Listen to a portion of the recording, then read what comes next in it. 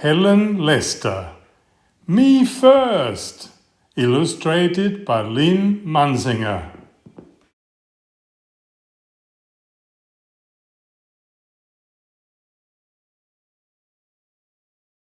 Pinkerton was pink, plump, and pushy.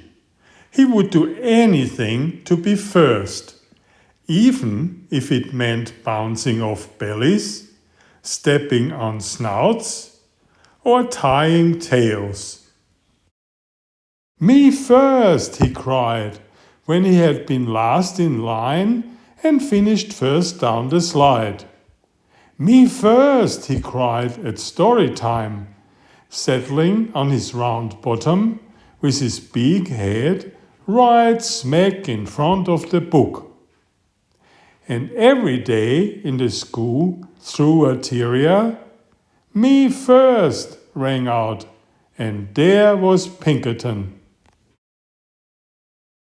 One Saturday, Pinkerton's Pig Scout troop went on a day trip to the beach. Pinkerton was first on the bus and sat in the front row.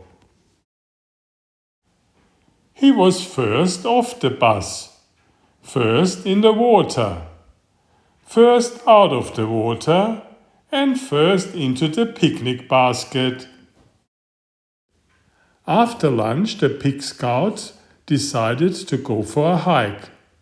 Off they went, with Pinkerton leading the line, of course.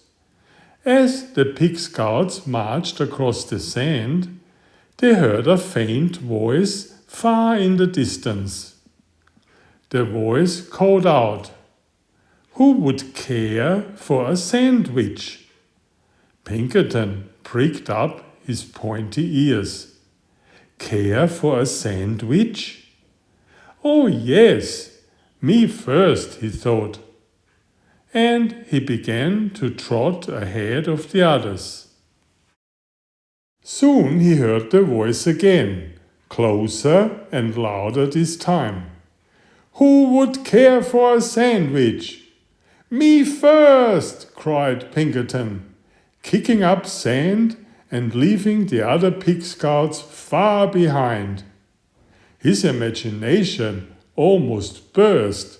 Peanut butter jelly, 2 tomatoes, 7 pickles, a slab of cheese, a blob of mayo, a big smear of mustard, all for me. First! Who would care for a sandwich? Now, at a full gallop, Pinkerton shrieked, "Me first!"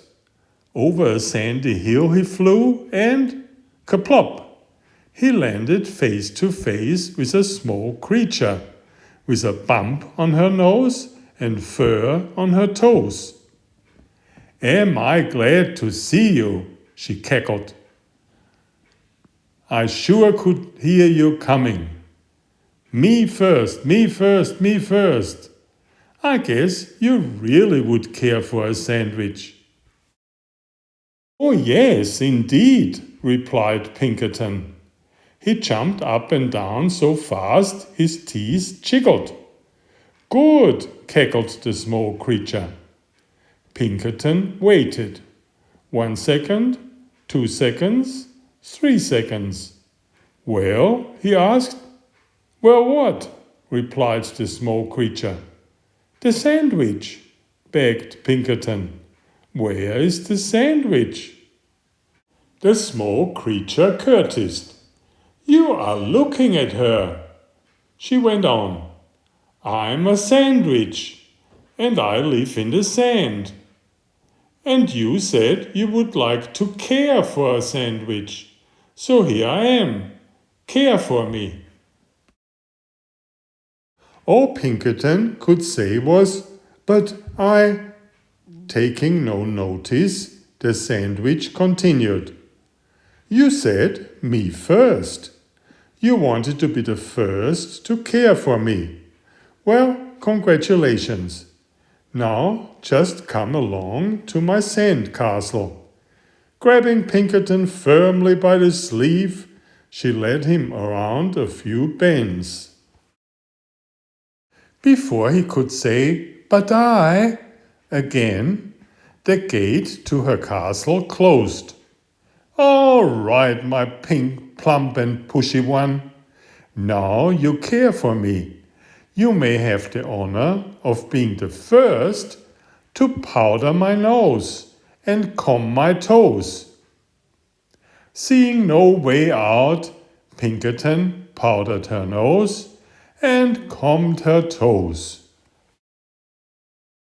"Next," she crowed, "you may be the first to put my supper in a bucket and feed me with a shovel." Pinkerton looked around. He had no choice. He put her supper in a bucket and fed her with a shovel. Rubbing her tummy, the sandwich spoke on. "Finally, after you have had the privilege of being the first to wash my dishes and sweep my castle and do my laundry and curl my hair and tuck me in, you may be the first to tell me a bedtime story." Pinkerton washed the dishes, swept the castle, did the laundry, curled the sandwich's hair, and tucked her in. The sandwich stretched out and yawned loudly. "Now the story. I need my story." Pinkerton was so tired he could hardly speak. "I don't know any story," he whimpered. "Then how about making up something? Oh, how about something concerning a pushy pig who always wanted to be first?" Pinkerton sighed and began. "Once upon a time there lived a pig who always wanted to be first, until one day he met a wise sandwich." "Wise and beautiful," cut in the sandwich. "A wise and beautiful sandwich who showed him that first was not always best." "Aha!" cackled the sandwich. She gave Pinkerton a slow, serious and meaningful wink. "Have you learned something?" "Oh, yes, yes, yes," said Pinkerton. "I promise I have." "In that case, thanks for the care. Goodbye and good luck." She opened the gate and Pinkerton sped off so fast he didn't even notice the delicious sandwich she held out to him. He was just in time to catch the bus. On he scooted, pink, plump, and glad to be last.